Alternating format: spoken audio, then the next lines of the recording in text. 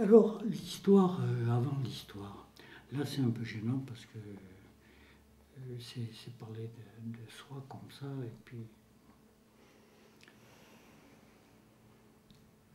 dans ce genre d'exercice, la mémoire est bonne fille. Hein. La mémoire gomme ce qui est un peu gênant, ou ce qui a été gênant à certains moments, qu'on a refoulé et qu'on refoule encore, ou bien valorise au contraire ce qui était plus intéressant. Mais mes premières préoccupations, mes premières interventions, mes premiers gestes politiques, ça a été à Égletons, groupe scolaire Albert Thomas, 1943. Mon père était gendarme à Mémac. Il avait été déplacé d'Égletons. Il avait été prisonnier en Allemagne 2 ans, déplacé d'Égletons parce que l'adjudant d'Égletons était un collabo fini. Mon père revenait d'Allemagne, alors un maréchaliste, un peu collaborateur sur les bords. Alors il a été déplacé à Mémac. J'étais donc interne au lycée, au collège Albert Thomas à Égletons. Il y avait des gens de... Il n'y a pas beaucoup de gens encore. Il y avait un gamin sur 10 qui continuait ses études en 6e, à peu près. Même pas un sur 10. Hein. Même pas un sur 10. Beaucoup de gamins, alors ça m'avait toujours interpellé, beaucoup de gamins du Lonzac. Et parmi ces gamins du Lonzac, qui était plus jeune que moi, je devais être en 4e et lui devait être en 6e, qui est espagnol. Alors lui, politisé comme pas un. Il avait donc 12 ans, à l'époque on rentrait qu'en 6e à 12 ans.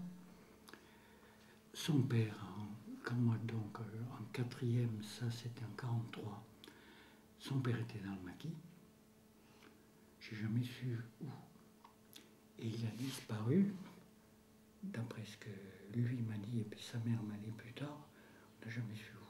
Et lui, je ne sais pas comment, ces gars de Lonzac, avait des tracts d'un mouvement qui s'appelait le Front Uni des Jeunesses Patriotiques, FUJP, qui n'était autre que les jeunesses communistes élargies à la dimension nationale et patriotique du moment.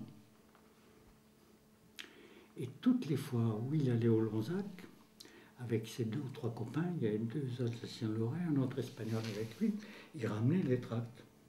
Et nous, qu'est-ce qu'on faisait?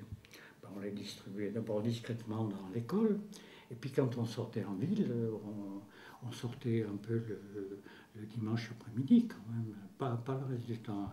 Le jeudi, on allait en balade.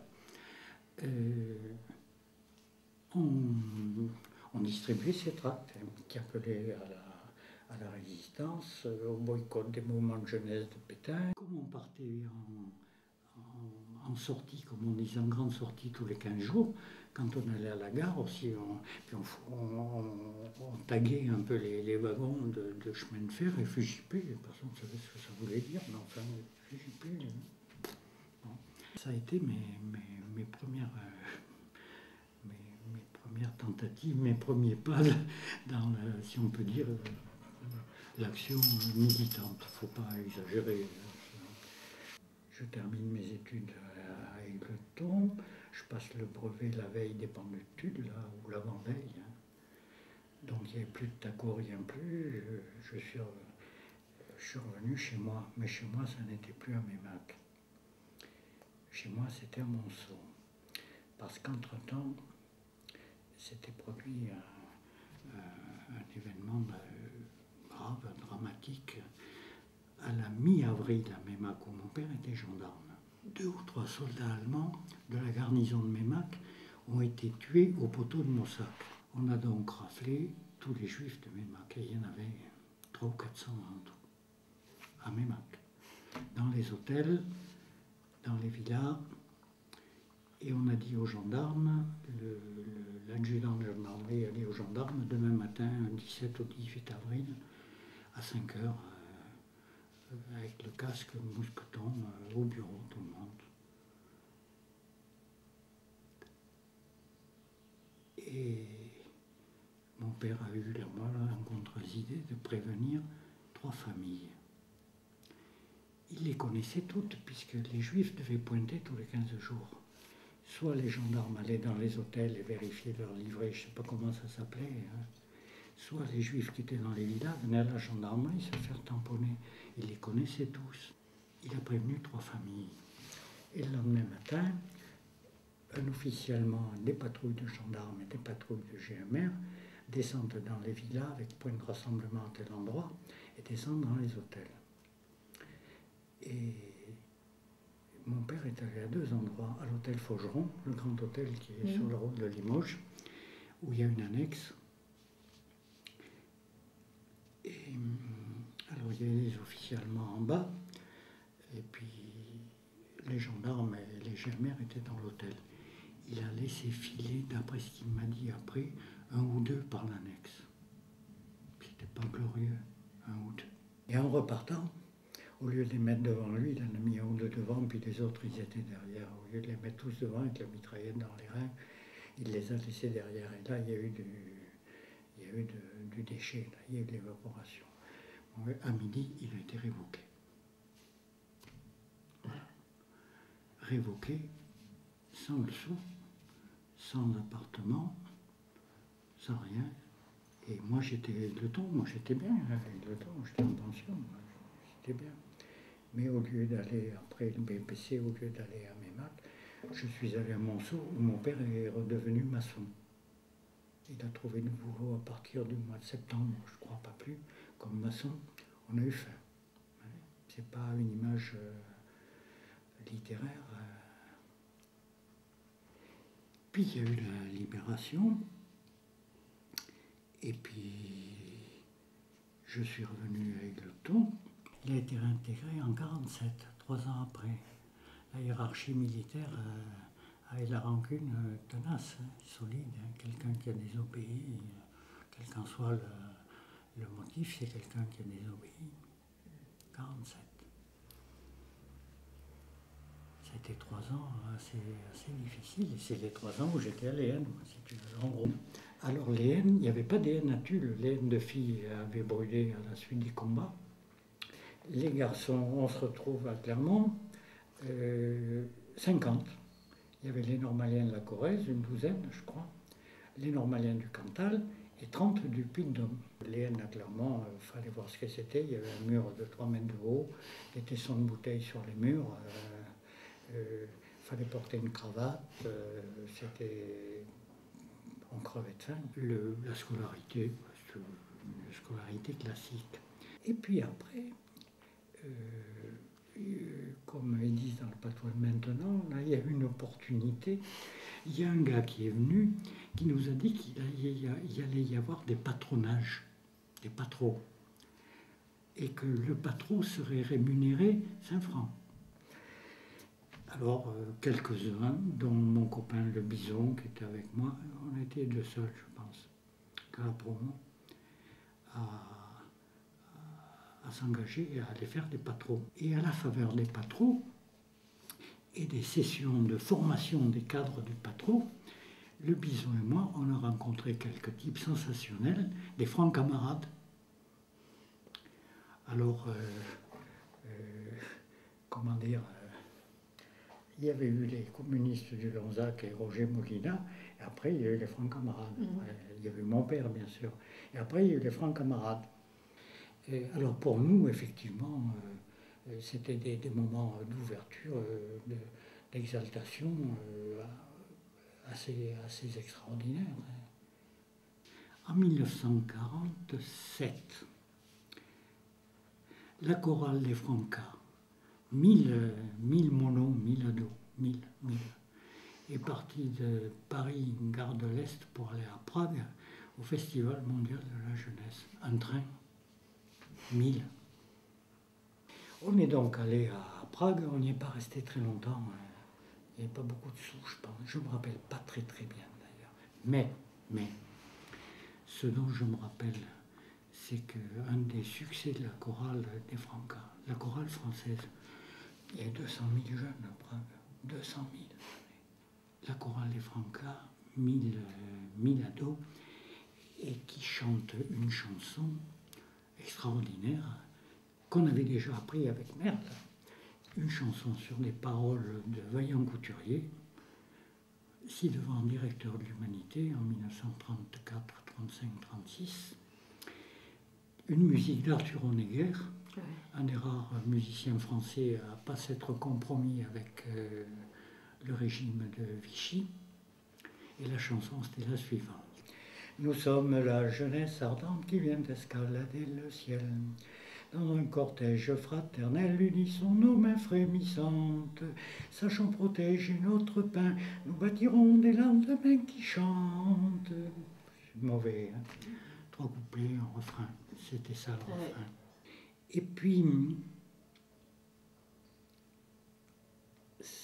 l'année donc, à l'été sans doute, 48. Oui, à l'été 48.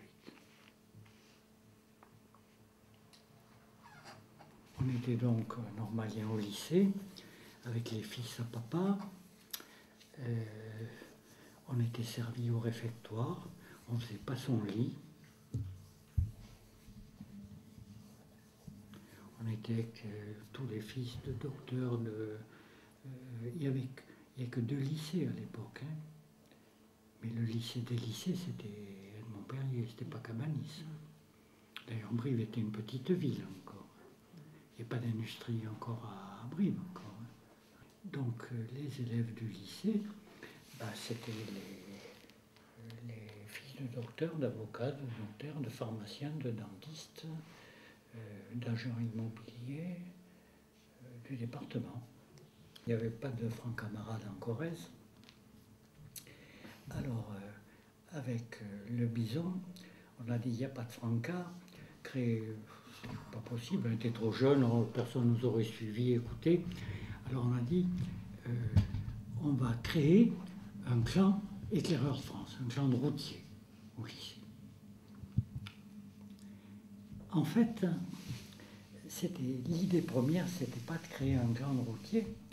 L'idée première, c'était que après les FUJP de l'occupation, au lendemain de la libération, s'était créé autour des jeunesses communistes, mais par-delà les jeunesses communistes, un vaste mouvement qui s'appelait l'Union de la jeunesse républicaine de France, l'UJRF, l'UJ. Et alors, en fréquentant l'UJ, un jour, Jeanne Oloche a dit, il y a une délégation de la Corrèze qui va aller au congrès de l'UJ à Lyon. Alors ça, c'était, je ne me souviens pas bien, ou 47 ou 48. Mais on était au lycée. Le congrès, c'était le jeudi, le vendredi, le samedi et le dimanche. Lyon, à l'époque, il y avait bien l'autorail direct, Tulle-Lyon, mais c'était en première classe. C'était cher. Il fallait sécher les cours au lycée pendant 4 jours. On était normaliens. C'était gênant. Alors, on a réussi quand même à se faire des certificats médicaux, le bison et moi. Et puis avec la délégation de la Corrèze, on était une trentaine, je crois. On est parti à Lyon. On venait toujours de notre petite province, nous. On était bien passé un peu à Clermont-Ferrand. On était bien allé à Prague, mais enfin, c'était déjà vieux. Alors, c'était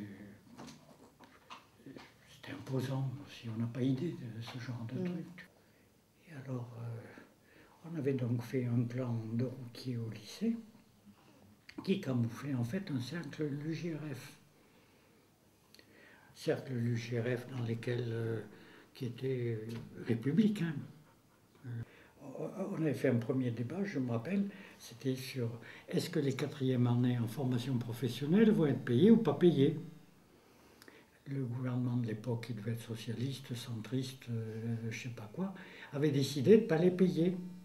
Ce qui fait que je me suis retrouvé à la tête d'un mouvement revendicatif au lycée. On a donc décidé de faire grève. Putain. Je ne sais pas si tu vois le truc. 1948, les débuts de la guerre froide, les suspects de communisme, les suspicions de communisme, c'est nos futurs fonctionnaires qui foutent rien. On a fait grève. On passe notre bac tant bien que mal. Moi, le premier, j'avais avec mention, une belle mention, même le second, assez bien. Ça fait quand même. Hein. Et puis la quatrième année, on nous déporte à Guéret. La quatrième année, on va à Guéret. La première année, on était à Clermont. Il n'y avait toujours pas d'école normale. D'école normale. Et la vie à l'école normale de Guéret était plutôt une vie, quoique pédagogique, néanmoins assez végétative. Donc à Noël, j'avais envisagé de m'aérer un peu et d'aller faire un stage d'art dramatique, c'était l'expression consacrée à l'époque, organisée par la jeunesse et les sports, qui à l'époque n'était qu'une sous-direction, je crois, du ministère de l'Éducation nationale à l'époque, à Annecy. Au bout de 2 jours, moi, j'ai pas trouvé que c'était très intéressant. On n'était pas très nombreux, une quinzaine peut-être. D'habitués, il y avait des habitués des stages de ce genre dans cette discipline, si on peut dire. Il y avait des habitués.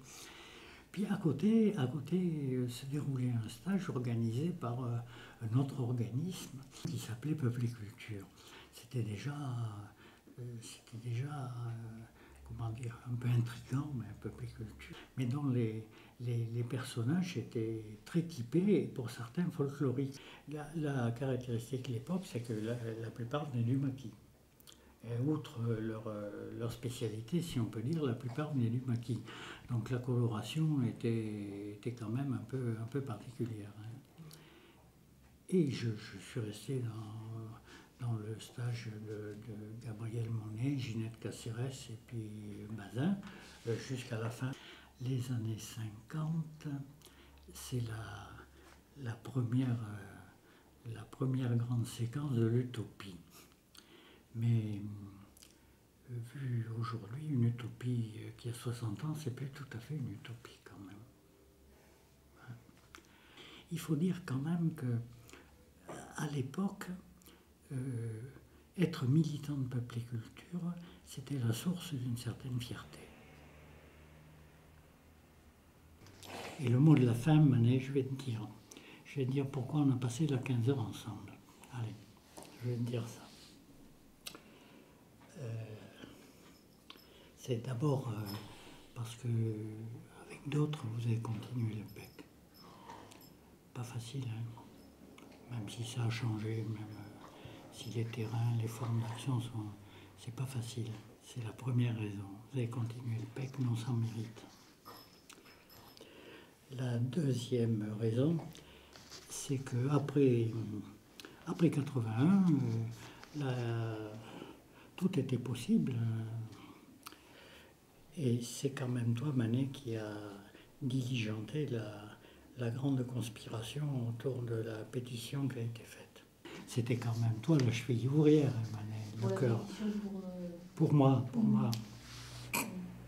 C'est bien toi quand même. Et René. Ah oui, toi et René. Mais quand même, il y avait du répondant. Ah oui, mais ça, oui, il y avait du répondant. Et la troisième raison, c'était de partager les puérils. C'était de partager quelques images et quelques souvenirs avant de retourner à la poussière. Voilà.